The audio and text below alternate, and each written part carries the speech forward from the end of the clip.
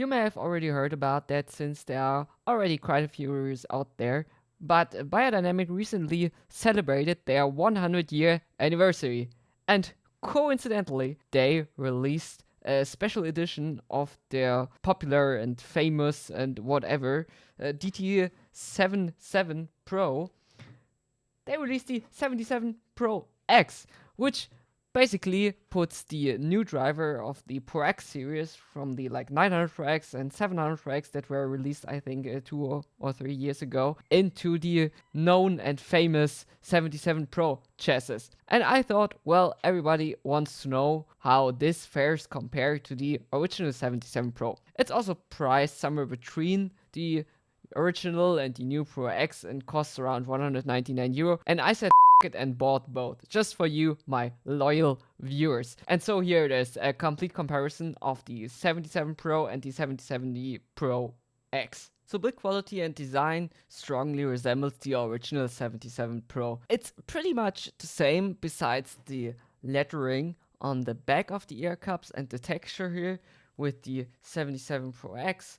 It's just a bit more shiny, not just a plain white. It feels more smooth here. You get this nice limited edition and 100-year labeling with the new Beyerdynamic logo. In the original, the texture just feels the same. It just looks different. And yeah, plain white. Everything feels somewhat more luxurious.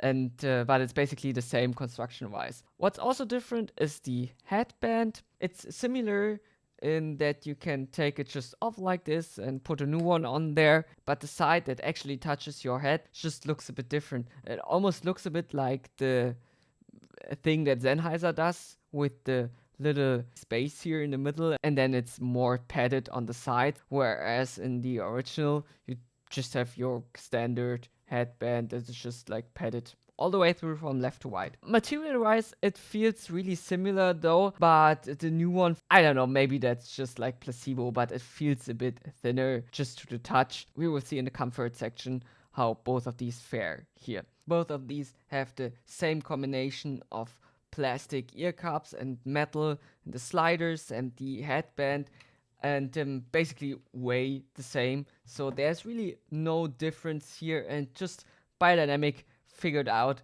the best combination of metal and really sturdy plastic, so you should have no issues with the build quality here. All in all, typical Beyerdynamic tank. This thing will survive you. And they actually changed the greatest weak point of the original, namely the attached cable. If a 77 ever broke, it was because of the cable. You get a detachable cable now. They did the same with the new Pro X series, the 700 and 900. It's also the same cable. It's I think it's Mini XLR it's called, and with a kind of a locking mechanism here where you have to push the button and then you can take it out. It's just your typical cable, like it's nothing special, but it's fine. Just a normal cable, and detachable cable is always a big plus. Cables can break way more easily. Just a note about the cable here. I bought the 250 ohm version of the 77 Pro, and with that one you get a coiled cable.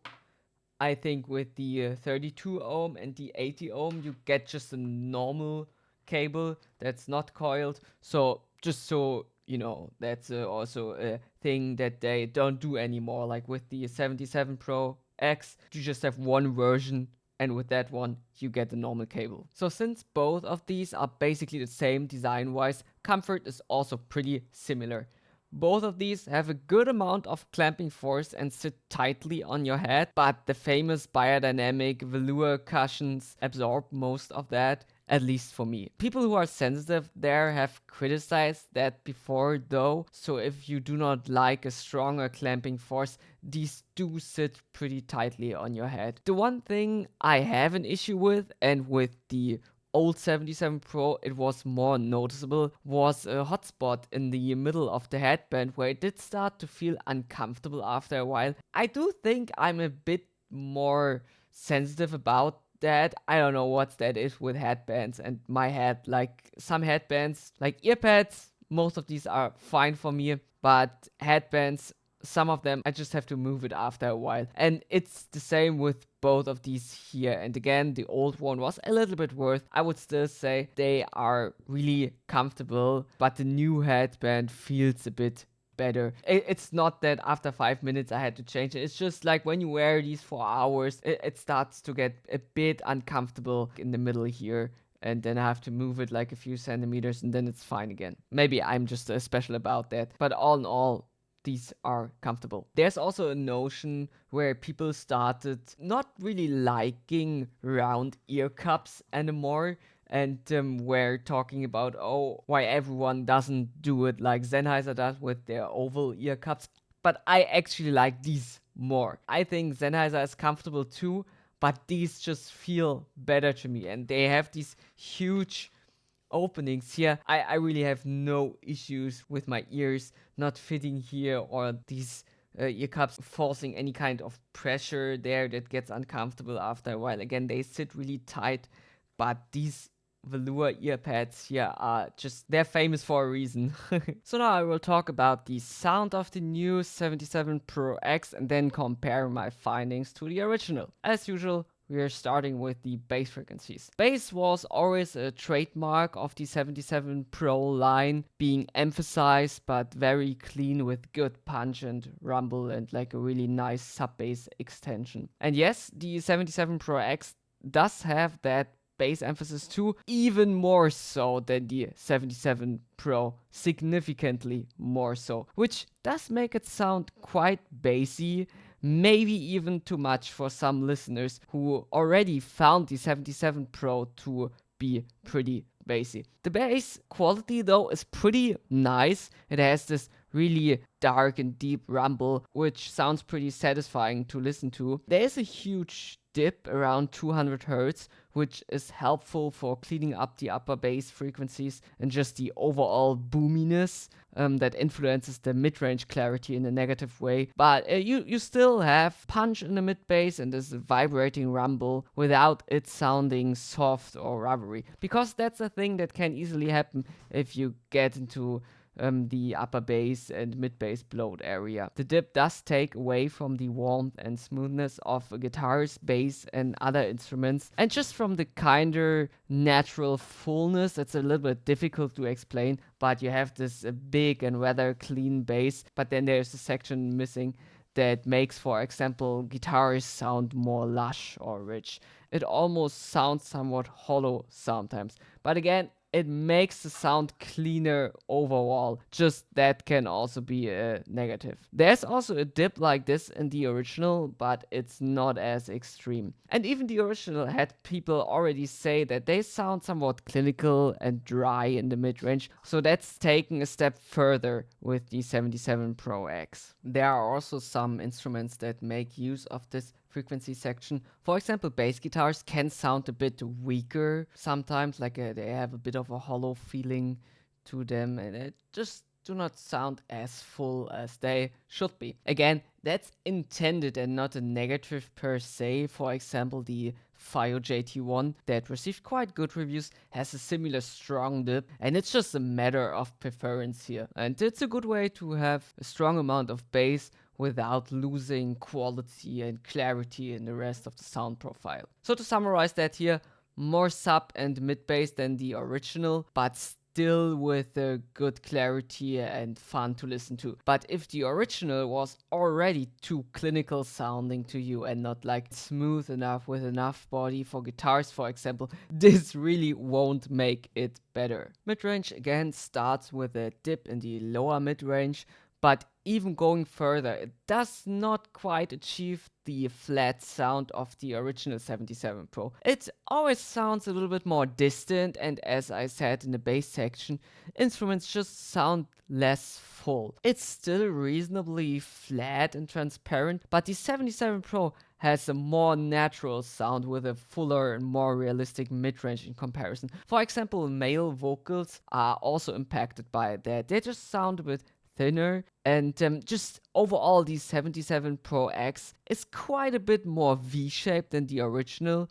So again, if you're a fan of a more mid-range focused closeback, the original is still the way to go. It really has a noticeably less neutral sound than the original, and actually feels just like a more expensive, more refined FiiO JT1. Now the treble, the famous Beyerdynamic treble emphasis. You may know the 990 Pro, which is known for its piercing clarity, and the 77 Pro also got quite a bit of criticism over the years because of emphasized sibilance and just an overall fatiguing sound. With the new Pro X lineup, so the 700 Pro X and the 900 Pro X, Beyer pretty much solved this and made the treble bearable, and the 900 Pro X is still one of my favorite open back headphones. Now there's a little funny story to this. People kind of fumbled around with different parts of the new Pro X headphones, and they found out that if you take away the thick dampening cloth that is inside the ear cups, the treble comes right back, which means that the driver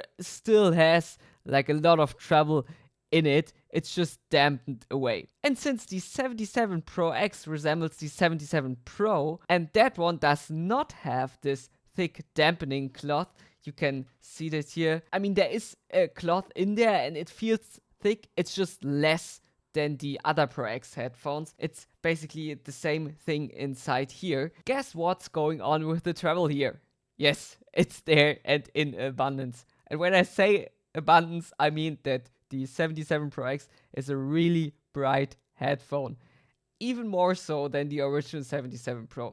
Still, listening to both of these back and forth, and even with the measurements showing that the 77 Pro X seems to be brighter like all the way through, the old 77 Pro still has this one peak that with some songs makes it sound more piercing than the 77 Pro X. Which is a little funny again looking at the graphs here. In general though, the Pro X is noticeably brighter and has actually a nice clarity to it in that regard, where the overtones of instruments and the snap of, for example, snares is really pronounced. It kind of forces that clarity at you. That obviously does come with a certain glare and edginess and sharpness to the sound. Still, even being more bright, I think the Pro X does the treble better quality-wise. Because even though it's more bright, it does not have this one peak like the original, and it just sounds more evenly elevated. It's like bright all the way. It does not have this one point where you think that just sounds weird in the overall sound profile. A positive thing though here is that the 77 Pro X sounds even more open than the original and very airy, and instruments such as violins, keyboards, pianos, or hi-hats of drums, for example, have a nice shimmer to them. And with most songs, the treble is not unlistenable, at least not for me. For other ones, it gets harsh pretty fast. And make no mistake, in general, this is a fatiguing headphone to listen to. People who are even remotely treble sensitive should not get the Pro X. Regarding technicalities, I would say that the Pro X does deliver more in various sections. Stage is bigger and more open. I do think it's easier to hear smaller things, especially in the treble region, which makes sense because it's elevated quite a lot. But even outside of that, music in general sounds really well separated. And although it's not like worlds, it's better.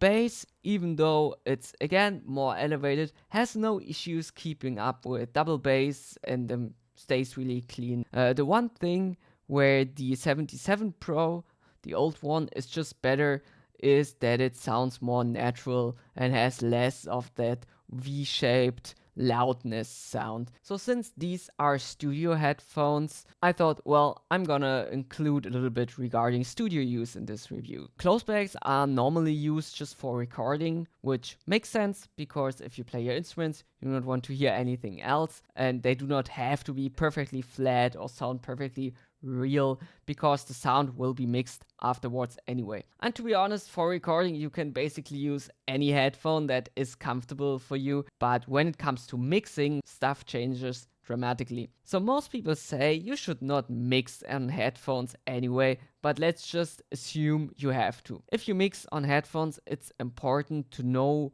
how your headphone influences the sound you're listening to.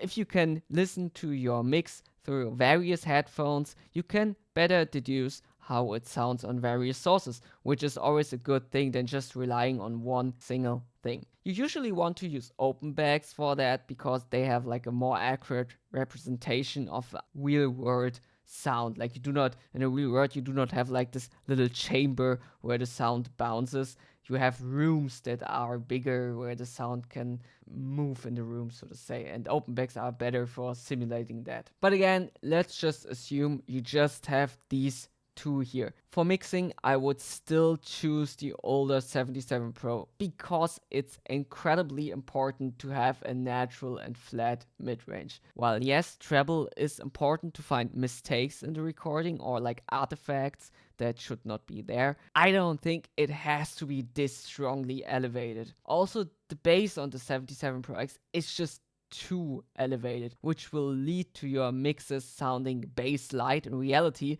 because your headphone is adding all the bass. So you may think, wow, this is too bassy, I have to turn that down, even though in the original recording it isn't as bassy. So the original 77 Pro still has a more accurate representation here. Just 2 cents from me here. I'm not a professional, but this is how I would go about these things. And surprise, surprise, I'm gonna throw in the JT1 here because it got really popular really fast. It's a closed bag. FiiO advertises it as being used for professional use, so it kind of fits in the same category as both of these, but this one is quite a bit cheaper.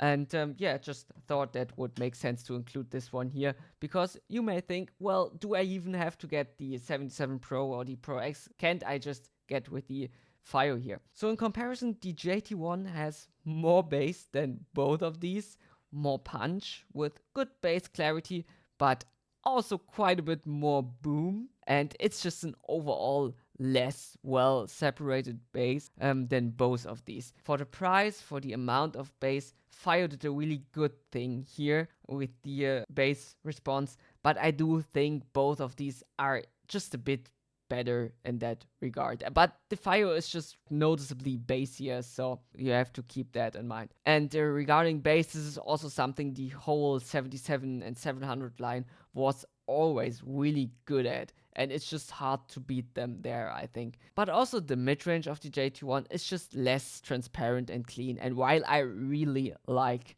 the JT1, it's a great close back for the price. It sounds noticeably more congested than both of these here. The mid-range just opens up if you're listening to the 77 Pro or the Pro X, which does not mean that the FiiO is like a bad headphone. It's like really good and nice to listen to. Just like you do notice a level up here, so to say. While the JT1 can get harsh sometimes, like it's an intense headphone in the lower treble and upper mid-range, the 77 Pro X is more fatiguing to listen to because it just has so much more treble. The old 77 Pro is the most balanced of the three and still sounds really good to me. And again, the JT1 is still a really good choice here, but there is a noticeable opening up of the stage and clarity of the overall sound. One thing though, the JT1 is absolutely supreme in the comfort department. Even though these are already pretty comfortable, the JT1 is like one of the most comfortable headphones I ever tried, so that's a big plus here. So that's it with this review. I hope you liked it, and if you did so, you can leave a comment. I'm always happy talking to you people and interacting with my loyal viewers. Yeah, see you soon, and have a nice day. Goodbye.